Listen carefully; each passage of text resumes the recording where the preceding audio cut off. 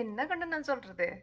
நம்ம பக்கத்து வீட்டில் இருக்கிற தேவி அக்கா வீட்டுக்காரரு கம்பெனிலேருந்து இந்தியாவுக்கு போக சொல்லியிருக்கிறாங்களாம் ஏதோ மீட்டிங்குன்னு.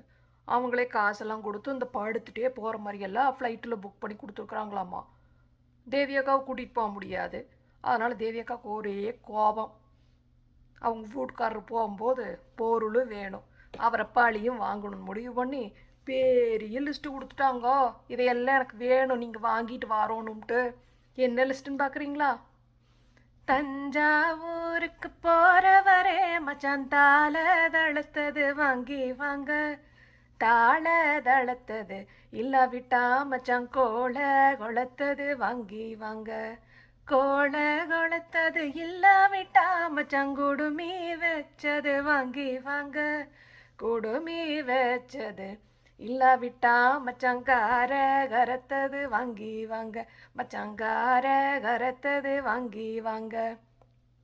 ஏதாவது புரியுதா சாமி? இப்படி தாக்கா சொல்லி விட்ருக்குறாங்க. அவங்க வீட்டுக்காரர் குழம்பி போய் எனக்கு ஃபோன் பண்ணி, என்ன சாமி உங்கள் அக்கா இப்படி பண்ணியிருக்கிறா, கொஞ்சம் கேட்டு சொல்லுன்னு சொல்லியிருக்கிறாரு. பாவம் மனுஷன். நான் போய் கேட்டு என்னன்னு உங்களுக்குன்னு சொல்கிறேன். என்ன கண்ணு நான் சொல்கிறது?